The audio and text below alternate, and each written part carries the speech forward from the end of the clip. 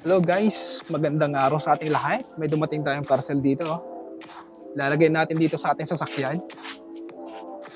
So, ilalagay natin siya dito. Papakan para hindi magasgas.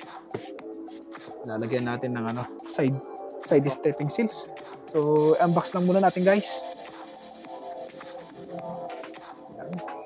Ina-unbox na niya. Ano naman? Para doon sa harapan dyan, no? Yan. Oo, para dyan. Para hindi rin magasgas tong ano. Para iwas gas-gas dito sa may tagiliran niya. Kasi tatadya ka niya.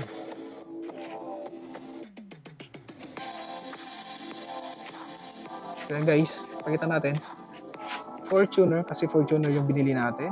Tapos dun sa likuran, meron siyang adhesive, dikit.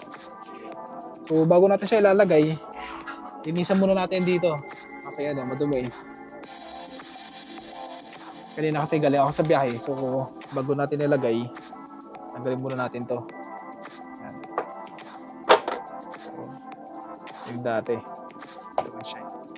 So pag natanggalan natin siya, linisan na din para kumapit ng mabuti yung adhesive. So yun. Pero try lang natin ha. Ayan. Okay yan lang Hindi, parang kulang. Parang kulang. Guys, yung mas mahaba pala dito sa harapan. Diba? Sakto. Sabi ko sa'yo eh. Yan guys, lapat na po siya guys. Yung mas mahaba po to guys yung medyo maliit. Yung sa likod. Pero yung mas mahaba dito sa harapan. So ayan. Tapos yung dating stepping pad niya. Dating stepping pad. Yun, tinanggalan natin. O bago natin ilagay, linisan muna natin. So linisan mo muna mabuti.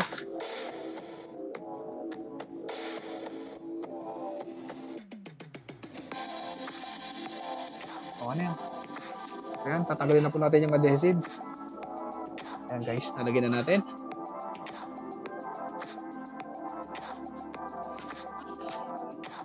Dito naman tayo sa kabilang ngayon guys. Ako na nga lang maglilinis. So yung ganito kanina, binalik ko din. Kasi yung design nitong lapat na lapat pala. Ayan lapat na lapat siya ayan. So hindi na siya kailangan tanggalin pa. Kanina kasi sabi ko, di ba, tatanggalin. Yung pala hindi na. Kasi nakalapat na siya. Sorry naman. Tapos balik natin. Ayan. Yan, mararamdaman naman pag okay na siya. Malakit na. Hindi na siya yung madulas. So tatanggalin natin ulit guys. So ganyan lang guys, ilalapat lang natin Yan, ito yung dating stepping pad niya. Yun, lalapat lang natin. Kaya lang natin maglapat, tapos pag naglapat na, dikit na natin yan. Napakadali lang guys. Diba? Charan! Okay na. Okay na tayo guys. Dikit na po yan. So ganyan lang po siya guys. Oo. Medyo madumi pa yung sasakyan natin guys. Hindi pa napag-car wash.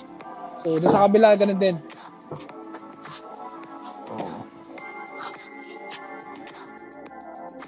Yeah guys, salamat para sa pagsama sa ating video na ito. At huwag niyo pong kalilimutan na mag-subscribe at i-like and i-share ang ating video. At maging sa ating Facebook ay paki-follow po ang ating Facebook page. Nang sa ganun ay mas dala tayong dumami. So once again, salamat sa ating lahat. God bless us all and see you again next video. Bye!